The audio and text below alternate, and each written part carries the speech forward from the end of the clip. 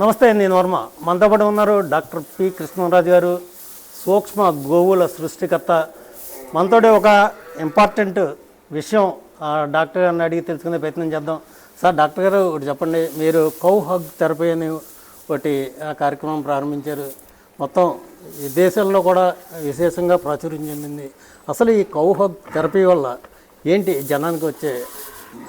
ఆవు గురించి సనాతన ధర్మంలో చాలా విషయాలు చెప్పారు. ఆవు యూరిన్ ఇలా ఉంటుంది, డంగ్ ఇలా ఉంటుంది, పాల్లో ఇన్ని ఔషధ ఇలా ఉంటాయి, ఓవరాల్గా దీంట్లో మంచి మెడికల్ వాల్యూస్ ఉంటాయి, అందరూ చెప్పింది. కానీ మనం డిఫరెంట్గా చెప్పాలనే ఉద్దేశంతో దీని మీద బాగా స్టడీ చేసి రీసెర్చ్ చేసి కౌ హగ్ థెరపీ అనేది ఇంట్రడ్యూస్ చేయడం జరిగిందండి. ఇది స్టార్ట్ చేసింది 2013లో, కానీ వరల్డ్ రికార్డ్ చేసింది 2018లో చేసాం మనం ఇక్కడ. అయితే ఆవునే ఎందుకు హగ్గు చేసుకోవాలి?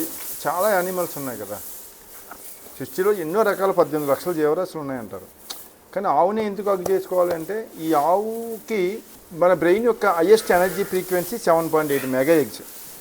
మన బ్రెయిన్ ఆ స్టేజ్కి వెళ్ళాలి అంటే మనం ఒక హిమాలయాల్లో కానీ డీప్ ఫారెస్ట్లో, అంటే నిశ్శబ్దంగా ఉండే స్థలంలో డీప్ మెడిటేషన్, ఎంతో సాధనతో కూడిన మెడిటేషన్ చేస్తే దాన్ని తపస్సు అనేవారు. ఆ స్టేజ్లో కానీ బ్రెయిన్ మనకి ఆ స్టేజ్కి వెళ్ళదు. 7.8 మెగాహెర్ట్జ్ ఎనర్జీ ఫ్రీక్వెన్సీకి అనేది వెళ్ళదు. అంటే ప్రతి ఒక్కడికి వాళ్ళ లెవెల్స్ని బట్టి మనకు ఒక్కొక్క ఎనర్జీ ఫ్రీక్వెన్సీ ఉంటుంది.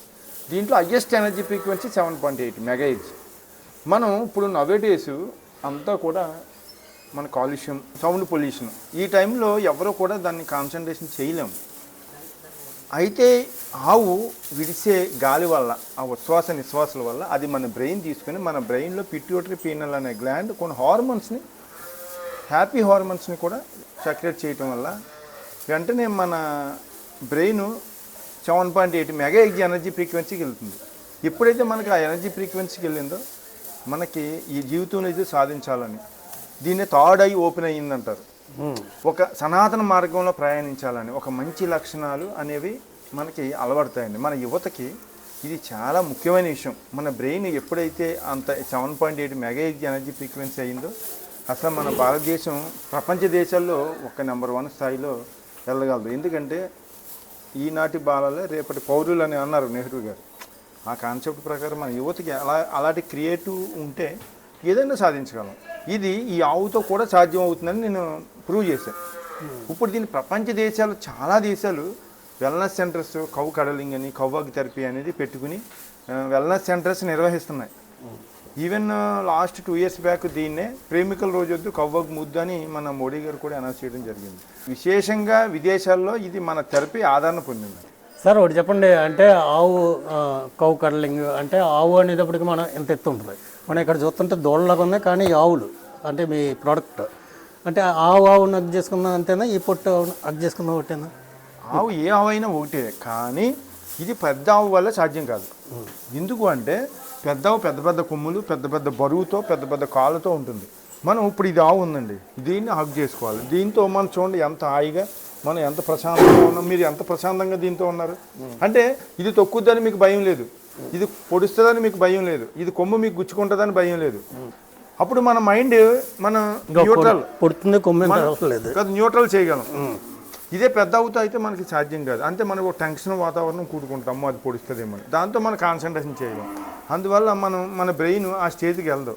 ఇది ఈ చిన్న ఆవులతో అయితే మనం ఈజీగా మనం రిసీవ్ చేసుకోగలం అనే ఉద్దేశంతో ఈ ఆవుల్ని ఇది ప్రధానంగా ఇవి మనకు ఉపయోగపడతాయని మనం చెప్పవచ్చు. అంటే రీసెంట్గా కొన్ని విన్నాను, కొంతమంది స్టేట్మెంట్లు చూసాం.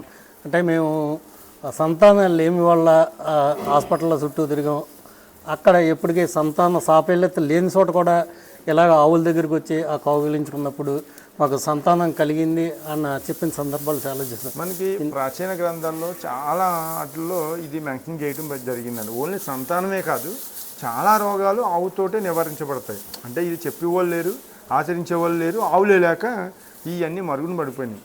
అయితే ఏంటంటే ఎప్పుడైతే ఈ ఆవుతో ఉన్నామో మన నాడీ వ్యవస్థ బాడీలో క్లోజ్ అయింది, ఓపెన్ అవుతుంది. ఒక విధంగా చెప్పాలంటే అంటే నాడీ వ్యవస్థ యాక్టివేట్ అవుతుంది. ఎప్పుడైతే ఈ నాడీ వ్యవస్థ యాక్టివేట్ అయిందో మనకున్న ఇబ్బందులు అనేది అన్నీ తొలగుతాయి. అది ప్రధాన రీజన్ అవ్వచ్చు. అంటే ఇప్పుడు ఓన్లీ ఈ ఆవు ఉచ్ఛ్వాస నిశ్వాస వల్ల ఎంత ఫలితాలు కనిపిస్తాయి? అసలు ఆవు ఉచ్ఛ్వాస నిశ్వాసాల్లో ఏముంటుంది? మిగతా అన్ని ప్రాణులు ఉచ్ఛ్వాసం అందరూ ఏమంటారంటే ఆవు ఆక్సిజన్ తీసుకుని ఆక్సిజన్ వదులుతుంది అంటారు. అది తప్పండి.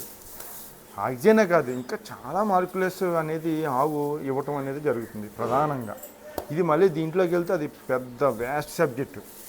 డాక్టర్ కృష్ణరాజు గారు ఒకటే చెప్తా ఉన్నారు, కౌ హగ్ థెరపీ వల్ల ఈ సంతానాలేమి, సంతాన సాఫల్యత, అలాగే మైండ్లో హ్యాపీ హార్మోన్స్ రిలీజ్ అవ్వడం, ఇదే కాకుండా చాలా రకాల ఉపయోగాలు ఉన్నాయని ఆయన చెప్తా ఉన్నారు. మరి ప్రధానంగా చూసుకుంటే కనుక ఈ కౌ హగ్ థెరపీని ఎక్కడో ఈ లింగంపతిలోని నాడీపతి ఈ గోశాలలో మొదలైనప్పటికీ కూడా ప్రస్తుతం ఖండాంతర ఖ్యాతి గడించింది.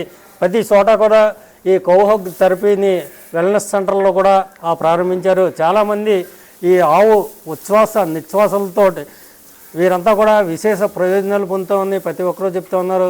ఇదే నేపథ్యంలో ఈ కౌ హగ్ థెరపీని ఏదైతే ఈ కౌ కడ్లింగ్ని పరిశీలించిన కృష్ణరాజు గారు దీన్ని మరింత ప్రాచుర్యం పొందేలాగా, జనానికి అందుబాటులో ఉండేలాగా ఇక్కడ ప్రత్యేక ఏర్పాట్లు చేస్తామని కూడా ఆయన చెప్తూ ఉన్నారు.